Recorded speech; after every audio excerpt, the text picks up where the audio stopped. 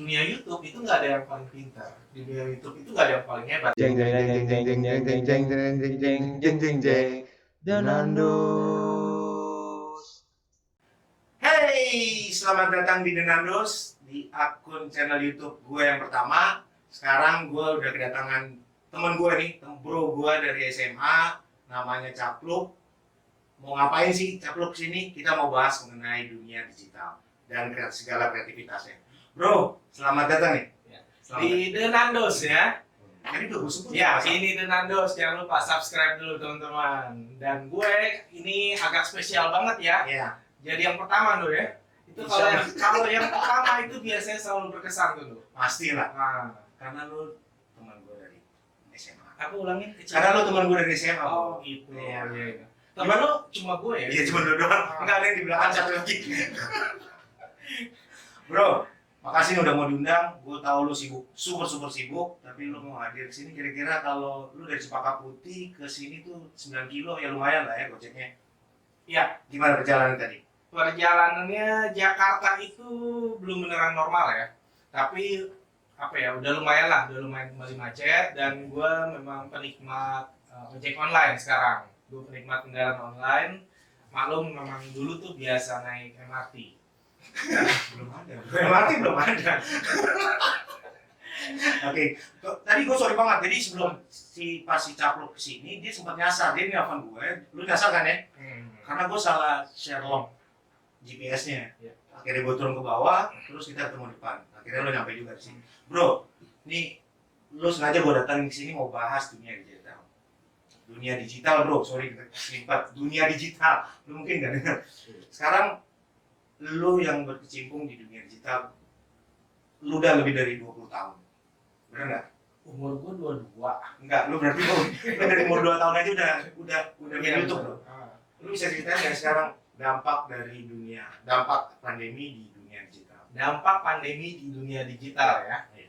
Itu jujur plus dan minus nih kalau pertanyaannya itu. Iya. Jadi semua pekerjaan apapun itu terkena banget dengan pandemi ini. Apalagi gue juga berkecimpung di dunia film, televisi gitu. Semua stasiun TV yang gue tahu sekarang masih work from home, masih setengah-setengah. God knows lah gimana payment salary mereka gitu. Sedih bro. Terus juga industri bioskop lebih parah lagi, dari bulan Maret ya belum buka sampai sekarang. Betul. Jadi para pekerja kreatifnya juga masih menunggu semuanya. Tapi ternyata dunia digital yang merupakan pertanyaan lu juga, Iya. itu Pertanyaan gue, kenapa ya, ulang-ulang terus sih bro? membuka hal lain, itu media sosial. Iya. Karena dunia digital itu head to head banget dengan media analog gitu. Betul.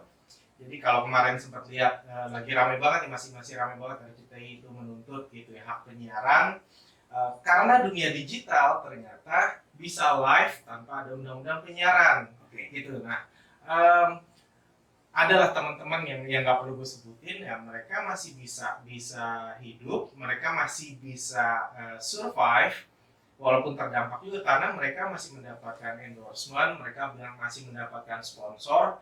Karena dunia digital, karena media sosial yang mereka memang punya dan itu cukup bagus gitu. Jadi dunia digital ini ada dua sisi ya. Memang pekerjaannya yang memakai digital dan memang ada medianya gitu. Nah, kalau bertanya tentang industri lain di dunia digital itu pasti akan terdampak banget.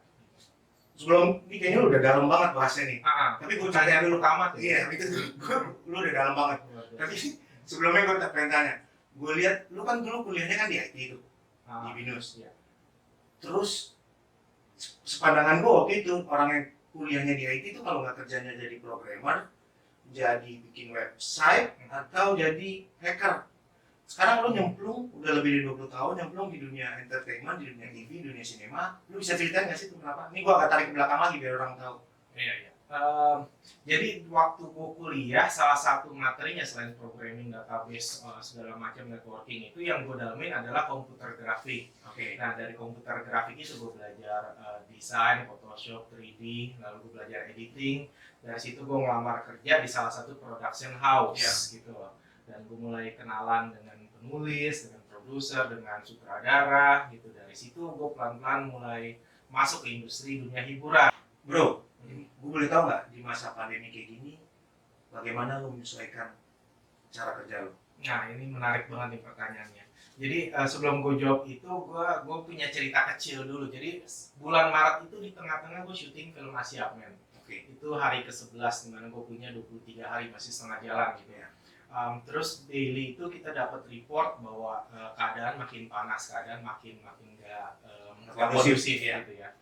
Akhirnya kita putuskan di lapangan setelah meeting besar kru dengan pemain, bahwa kita putuskan kita hold, kita break dulu sampai waktu yang tidak ditentukan.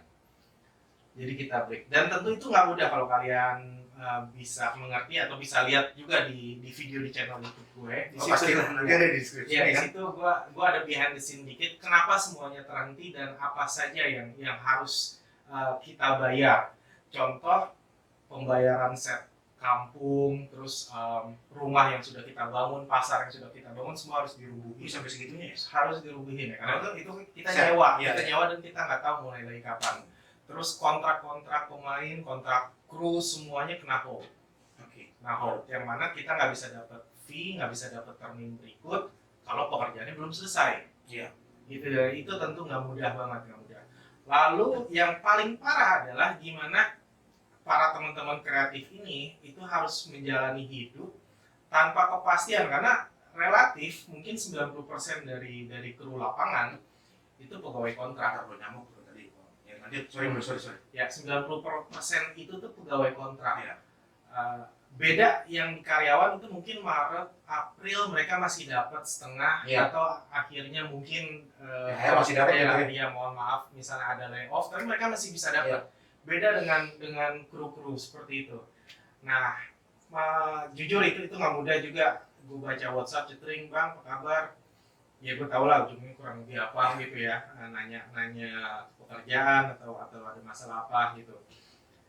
Itu nggak mudah banget, tapi somehow akhirnya kita bisa ngelewatin itu semua dan pelan-pelan keadaan sepertinya mulai membaik dan kita start syuting lagi. Dan yang jelas syuting itu yang dibilang new normal ya memang new normal. Ya, adaptasi dulu. Ya, harus ada adaptasi baru.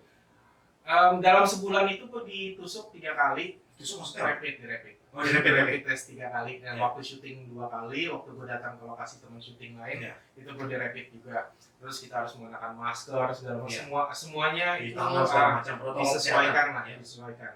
Dan tetap gak mudah karena ada adegan dalam syuting itu ya kita harus kayak gini ngobrol, bahkan ya pemain pun misalnya ada yang bergandengan tangan, Iya, berpelukan gitu, atau kru yang terbiasa makan prasmanan itu secara kreatif semuanya memang harus disesuaikan. Jadi luar biasa banget sih pandemi COVID ini. Bro, makasih nih udah sharing cerita lo, pengalaman lo, bagaimana pandemi dampak ke dunia industri lo. Jadi yang gue tangkap sekarang bahwa pandemi itu dampaknya ke seluruh industri. Jadi ya yang bisa kita lakukan sekarang adalah berinovasi terus, berproduktif terus, karena ya itulah jalan satu-satunya menurut gue. Gue setuju sama lu, karena ada lanjutannya. Apa? Namanya juga teman-teman kreatif ya. Jadi kalau ditanya mereka ngapain aja selama nggak ada pekerjaan, Ya. mereka mencari solusi. Relatif banyak banget dari kru itu mulai jualan. Jadi entah itu keripik atau kopi susu Iya, atau jualan online ya? jualan online atau door to door teman ke teman gitu. Dan gue juga, gue nggak jualan sih, nggak jualan. Cuma gue bikin konten di IG gue yang menurut gue agak terhambat ya isi-isinya. Jadi selama beberapa bulan kemarin gue ngeliat teman-teman yang lain IG-nya pada bagus-bagus, ya gue buat video khusus buat gue di IG.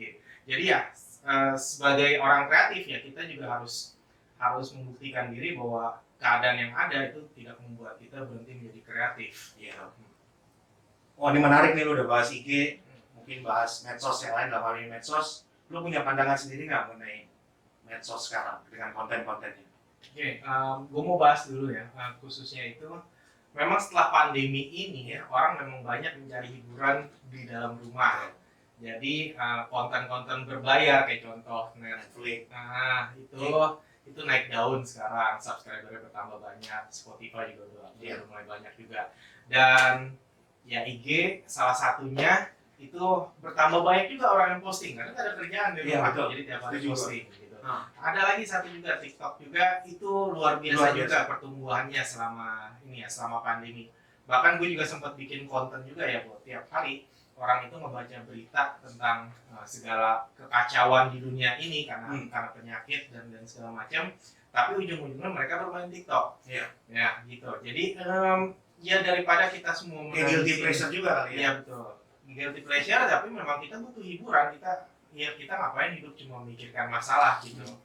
Ya itu yang terjadi. Nah, khusus buat YouTube juga, gue juga punya pengamatan bahwa beberapa teman yang mana punya base followers cukup banyak di Instagram, teman-teman artis itu mulai pada bikin YouTube. Ada yang bertanya, ini cara ngeditnya gimana sih? Oh ini gimana gitu, atau mereka bisa bikin sendiri tiba-tiba gitu.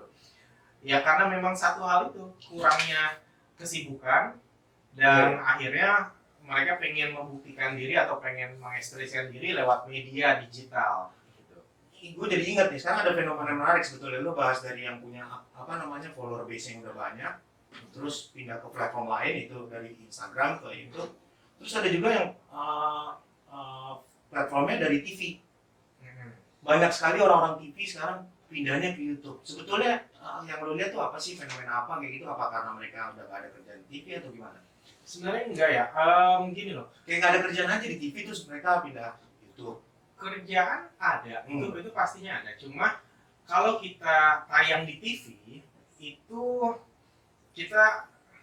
bukan kita sih, maksudnya ya semuanya harus mengikuti regulasi, ada undang-undang KPI gitu, KPI ya, Komisi Penyiaran ya, di mana YouTube itu ngomongan bisa bebas. Gue sekarang ngomong anjay sebetulnya nggak boleh.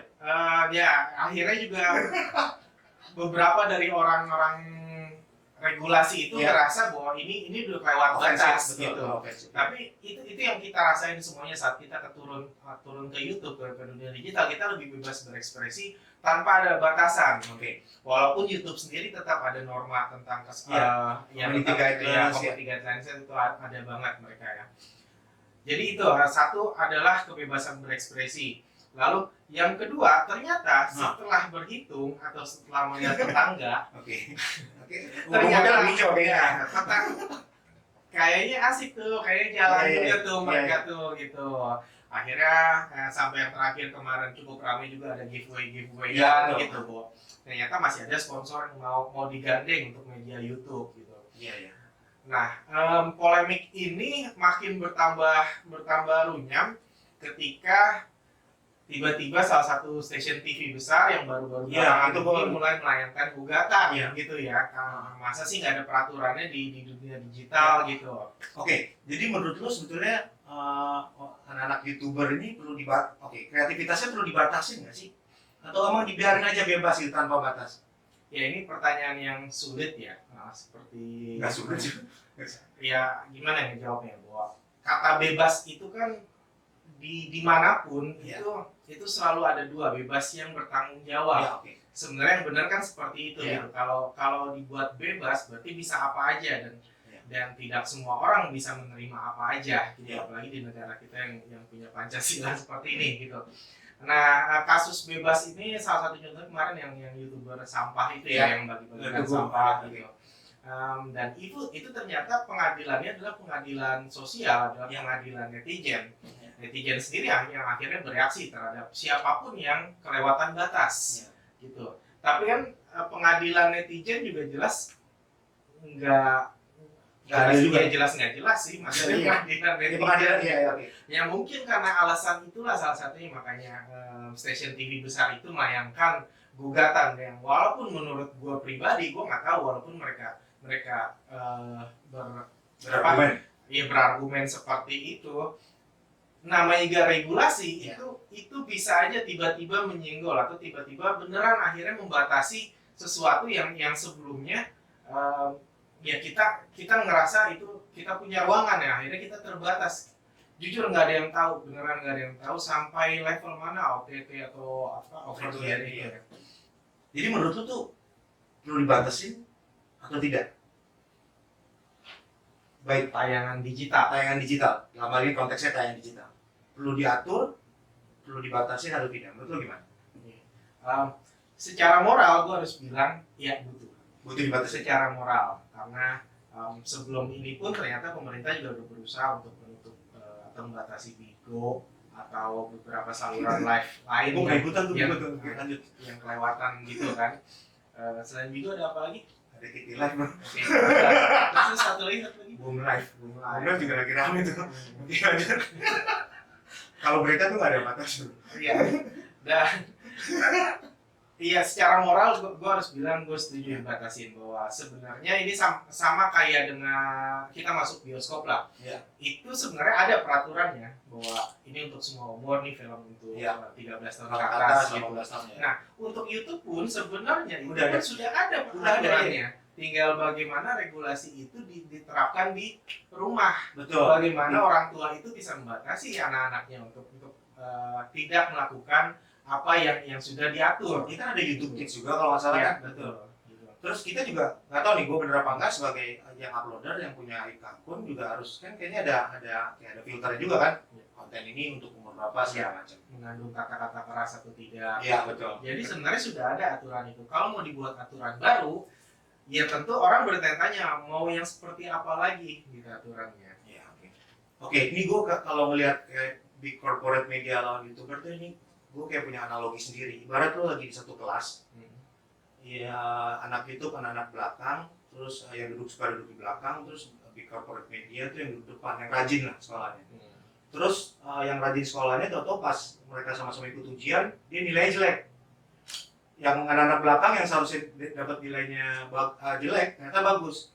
Yang anak depan ngiri, lapor ke kepala sekolah, kurang lebih begitu. Tapi apapun itu analogi gua, apapun itu yang penting kita tunggu aja hasil dari MK-nya, Mahkamah Konstitusi bro.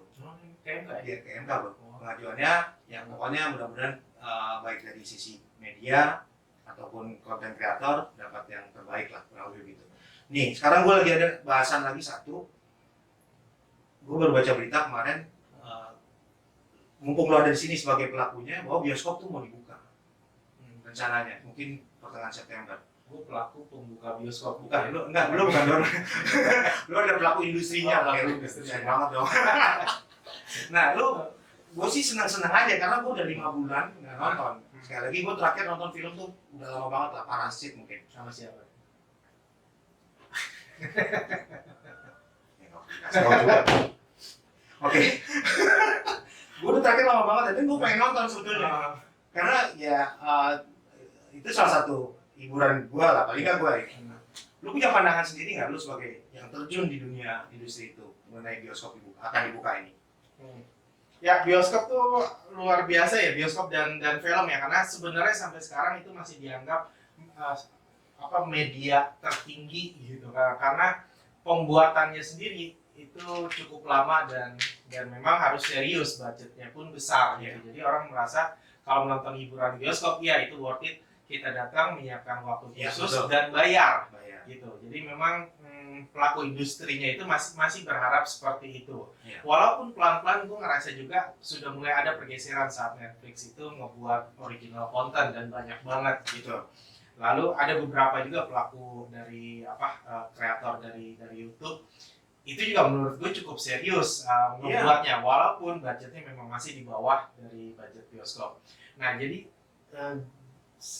gue sendiri sangat mendukung untuk bioskop kembali buka kembali, tapi tentu ya menyesuaikan dengan regulasi pemerintah. Yang gue pikirkan adalah kalau bioskop nggak dibuka kembali, berarti festival film tahun ini relatif itu akan stagnan atau relatif akan akan pause gitu. Sama kayak Ballon d'Or itu kan pause juga ya. Ballon d'Or. Budgetnya apa? Nggak tahu. Ballon d'Or. Itu kan yang orang film berapa sih? Aku mau film. Ya kira-kira Iya sama kayak di olahraga itu kan pause ya ternyata ya. Nah di sini pun gue masih ada harapan kalau kita buka lagi di September, mungkin festival itu masih ada penghargaan. Tapi kalau enggak, ya festival semua akan dimajukan di tahun depan gitu fairnya. Jadi penghargaan secara festival dan penghargaan secara jumlah penonton melalui tiketing bioskop itu salah satu tolak ukur bahwa industri ini masih ada dan masih bergeliat buat maju. Ya di tengah pandemi ini. Tapi kalau dalam hati lo bro, lo mau dibuka apa enggak? Kalau gue sih mau bro. Tapi pertanyaannya, kalau dibuka lu mau nonton apa enggak? Kalau gue masih mikir, jujur aja gue masih mikir. Kurang lebih gitu. Tapi apapun itu bro, apapun mau dibuka atau enggak, ya kita serahin pada pemerintah. Yang pasti kan sama seperti proses aktivitas ya. Iya. Sama seperti restoran yang kembali Iya, buka, betul. atau kembali buka itu ya aktivitas di kantor juga baru gitu, new gitu Iya. ya. Itu pasti bioskop dibuka pasti dengan mengajukan Iya. dengan mengindahkan hal-hal yang diregulasikan gitu. Ya protokol kesehatan. Ya, menurut protokol kesehatan. Dan itu tidak dilakukan pastinya, gue percaya banget bisnis atau industri ini tidak dilakukan untuk mencelakai orang Iya pastinya. pasti lah, iya. Sama seperti orang yang kerja di kilang minyak ya, kita tahu ada resikonya. Safety-nya nomor ya, oke. Orang yang kerja di pesawat kita tahu Safety-nya ada nomor. resikonya. Tapi Oke. semua kan punya safety. Iya betul. Begitu juga dengan bioskop. Jadi Iya. gue juga sangat berharap dan berdoa semoga memang industrinya ini mendukung kenyamanan orang ya, kenyamanan secara psikologis dan fisik tentunya. Oke. Bro, thank you banget udah sharing banyak. Tapi gue sebelum tutup ini, gue pengen tahu lu sekarang kesibukan lu apa sih? Selain podcast kesini Iya. ya. Lu Jadi sibuk ini banget. adalah undangan pertama podcast gue. Jadi harapannya besok ya, tepuk tangan dulu sih. Jadi mungkin besok Mr. Deddy Kobusier juga bisa ngundang gue. Oke, itu klarifikasi Iya. biasanya. Atau kalau Pak Presiden buat podcast juga ngundang gue juga Amin. mungkin gitu ya. Jadi gue terakhir itu lagi menyelesaikan editing film Asia Man. Asia men, Iya betul. Asia. Asia Atta Halilintar. Yoi. Yun. Hatta. Kau pergi. Terus nanti Udah punya kan stiker WhatsApp-nya Asia? Oh, belum. Ada. Ada, mau dong, Sam. Ntar gue save, gue forward ya. Jadi itu film yang kemarin gue post dan pending di bulan Maret. Iya. Sudah selesai syutingnya dan lagi mencoba misalkan editing. Iya. Lalu akan ada ya biasalah urutannya musik, production, color grading, CGI. Iya. Ya harapannya memang bisa rampung sesegera mungkin dan seperti judulnya bisa siap saat bioskop dibuka kembali. Emang rencananya lu emang Wah itu konfidensial banget, maaf. kenapa? Jangan paksa saya buat ngomong. Gua kan pengen Enggak. teman-teman di sini mungkin pengen tahu ini filmnya Atta Halilintar loh, bro. Sampai kakak gua aja tadi sebelum sini kakak gua tuh ngeliat story lo, dia minta spesifik secara khusus, Masih ngomong. spesifik secara khusus bahwa dia minta undangan launching premiere. Oh launching, bukan nanya tayangnya kapan ya? Bukan ya, tayangnya kapan juga bro. Karena yang nanya tayang tuh banyak banget ya. Yang entah komen atau DM juga gitu ya. Mas. Iyalah pasti. Nah, Nah, itu ke gue banyak gimana katanya. Dan kita betulan nggak bisa jawab karena ya jujur kita pengen berkreasi, kita pengen karya ini bisa menjadi sebuah hiburan dan bisa dihargai juga. Tapi kita juga nggak mau ini rilis saat secara psikologis teman-teman semuanya se-Indonesia ini juga belum siap untuk datang ke bioskop. Oke, Gitu iya, protokol Yang- kesehatan ya. Yang pasti sebagaimana sebuah film memang kita siapkan sebaik-baiknya mumpung ada waktu seperti ini. Karena memang ada juga sih film yang kejar tayang ya. Gitu. Itu stripping ya istilahnya. Oh, iya, itu dari istilah stripping. Jadi misal buat bulan Desember baru tayang sekarang itu mepet banget. Tapi ada produksi. Kalau emang lu nggak mau sebut tanggal itu, oleh sebut harinya deh, hari Senin atau hari Kamis atau hari Jumat. film tuh biasa rilis di bioskop itu Ya, ada. Rabu atau Kamis biasanya. Oh, iya, Biasa rilis itu. Dan life cycle itu memang tergantung dari 1 minggu itu. Itu dulu banget sebelum pandemi. Kalau 1 minggu penonton kurang ya siap-siap diganti oleh film lain. Ibaratnya lu buka warung terus ada yang naruh kuenya nggak laku ya lo kan ganti sama kue lain ya. Iya, Itu yang terjadi dengan industri filmnya yang cukup kejam ya. Dibandingin ibu Jadi tetap nggak mau nyebut tanggalnya nih. jangan. Karena memang belum ada pastinya. Sejujurnya sih gitu. Iya. Ya mudah-mudahan Premiernya juga premiernya kapan? belum ada pastinya. Tapi kalau ada pastinya kita diundang dong bro. Enggak ya, lu nggak mau agak apa ya? protokol lagi balik tadi. Gue bisa kasih bocoran mungkin sedikit karena premier itu kan pasti ngundang banyak Orang, orang. betul. Karena Ada kerumunan. Iya, Oke. ada kerumunan juga. Itu dia kenapa kita masih sangat pertimbangkan gitu. Tapi kalau nggak ada premier atau di luar karpet gitu, happeningnya jadi berasa kurang gitu. Nah, apakah premiernya diganti dengan premier digital? Oke. Kayak aplikasi Zoom atau live itu, Wih. ya itu salah satu hal yang sebagai media promosi dipikirkan oleh tim promosi film ini gitu. Dia judulnya apa tadi bro? Asia. Nah, Oh. tagline-nya Tagline-nya apa? semua bisa jadi pahlawan. Semua bisa. Sama The Nandos juga bisa jadi host. Amin ya Allah. Amin. Bro tapi trailernya udah muncul kan? Udah. Bisa lihat di mana tuh emang? Di YouTube, di YouTube. YouTube yang ada. Di YouTube bro. Lu kan ada di YouTube kan tapi Enggak, ini nggak bisa di YouTube. Itu kontennya Star Vision sama Oke. Atta. Bro, lu di 3 film pertama lo, ini mungkin gue sedikit cerita, lu kan selalu kerja sama orang-orang yang di YouTuber lah salah satunya. Sekarang lu kerja bareng sama YouTuber yang subscribernya lebih dari 20 juta. Tertinggi di Asia Tenggara. Itu tertinggi di Asia Tenggara. Dan masih belum ada yang ngalahin tuh kalau nggak salah. Belum. Lu punya cerita-cerita yang menarik nggak yang bisa lu sampai di sini kayaknya? Banyak. Banyak banget ya. Paling Enggak, nggak sebenarnya gue mau ceritain di YouTube channel gue sih. Tapi ini buat The Nandos secara khusus ya. Nah, gue ceritain tapi dikit aja. Ya. Jadi gue awal ketemu Atta itu di malam Natal. Malam Natal waktu itu hujan rintik-rintik. Salju bro. Biasanya kalau malam Natal tuh salju bro. Dan Iya. ini serius malam Natal. Dia ngundang ke rumah dia, teman di rumah dia. Di situ gue awal kenal personal sama dia. Dan di situ juga pertama kali gue megang, lo tau gak? Diamond Button. Oh, oke. Itu Diamond Button itu kalau nggak salah nih gue koreksi kalau nggak salah ya. Itu kalau yang subscribernya di atas 20 juta 15 juta ya? Nggak tahu ya, enggak? 10 sih. Gue sok tahu. Kalau nggak salah sih 10 ya. Kalau nggak salah nanti bisa dikoreksi lah di komen nih kalau nggak salah. Terus lu pegang tuh? Iya, gue pegang. Hampir gue posting dengan caption Lu dapet dari bro, sorry. dulu masih hayalan, sekarang masih hayalan. Di caption lu gitu ya. Tapi nggak, akhirnya gue tahu diri dan gue posting gitu ya. Terus gue masukin ke tas gue bawa pulang. Enggak, masih ada dua. Ini ada dua bro. Ada dua dengan 25 juta. Oh, bro. Oh, oke. Dia dapat satu lagi berhadiah piring dia. Tapi dia nggak nyuci piring kayaknya. Sama colek kayaknya. Oke, balik lagi. Jadi pas gue ketemu itu Atta orang yang cukup humble ya. Iya. Cukup humble, cukup enak lah, bermain supel anaknya. Dari situ akhirnya gue yakin ya ini anak bisa bisa diajak kerja serius untuk sebuah proyek film karena sebelumnya dia juga ngaku dia cuma buat YouTube yang menurut dia pengen bisa lebih serius lagi gitu. Februari di malam Natal kan tuh? malam Natal. Januari nyari kru, benerin naskah, Februari persiapan segala macam, mulai syuting di Maret. Gitu dah. Di situ gue melihat fase perubahan dia di mana dia benar-benar ngelihat itu dunia YouTube yang kita syuting bisa berapa orang aja gitu, dan itu jadi gitu.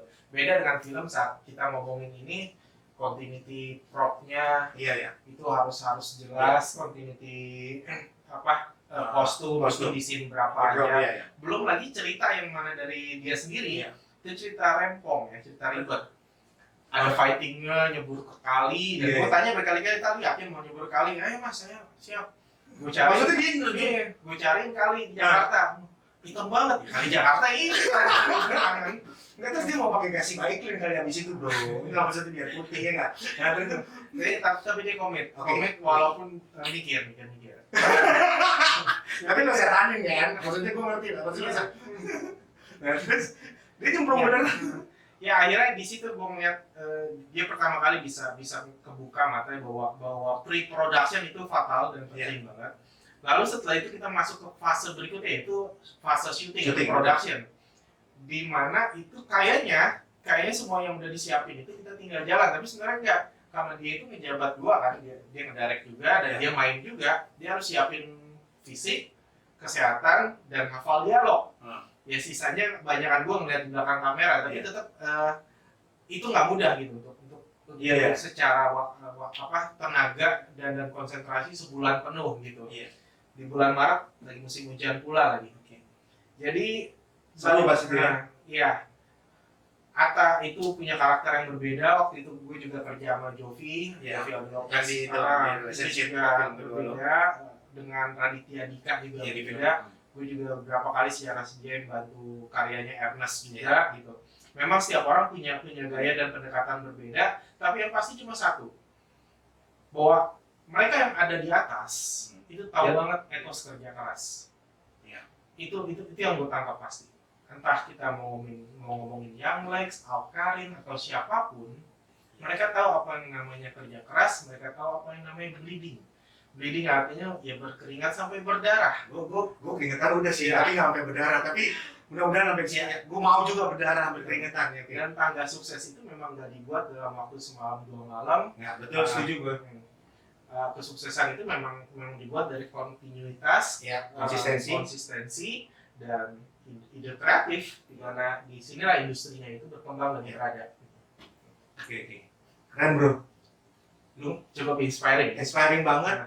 Di saat bersamaan, lu ngajarin kita untuk tetap berkreativitas, tetap ngasih semangat. Sama-sama. Terima kasih buat sharing juga. Dan sebenarnya berteman dengan kalian dan teman-teman yang lain, atau ada beberapa anak-anak yang suka ikut magang gue juga, itu kayak mengingatkan gue juga bahwa di dunia YouTube itu nggak ada yang paling pintar, di dunia YouTube itu nggak ada yang paling hebat, karena rodanya terus berputar gitu. Kemarin yang ada di atas yang viewersnya banyak bisa tahu keganti sama KKI. Iya, jadi siapapun itu memang harus berlomba menjadi yang paling kreatif. Iya gitu. Dan jujur banyak banget pelajaran yang gue dapat dari tutorial YouTube sebenarnya. Dan akhirnya di channel gue juga membagikan tutorial juga gitu. Ya. Jadi sharing buat caring lah di YouTube. Bro, makasih banget udah datang nih bro. Makasih banget udah datang, makasih banget mau diajak ngobrol. Nah, ya podcast kecil-kecilan kita ini, jujur aja apa yang lo bahas tadi, apa yang lo sampaikan tadi, inspiring banget buat gue. Paling nggak buat gue. Gimana lo bisa memberikan semangat untuk teman-teman yang lain tetap berkreatif, tetap berproduktif di tengah pandemi. Amin. Mudah-mudahan nggak kapok bro datang ke sini. Ya. Jangan lupa pantau terus channel Denandos. Ya. Channel Denandos. Terus di deskripsi itu ada, kalau yang mau lihat trailernya Asia, ada di channelnya Star Vision, gue boleh sebut ya? Star Vision. Channel Atta Halilintar, pasti lu pasti udah follow lah Atta Halilintar. Behind the Scene ada di channel. Behind the Scene ada di channel Herdanius Larobung. Jadi nama aslinya Caplok itu, kalau yang belum tahu, Herdanius Larobung. Oke, sampai ketemu di episode berikutnya. Salam Denandos. Denandos. Jeng jeng jeng jeng jeng jeng jeng jeng jeng jeng jeng jeng jeng. Denando.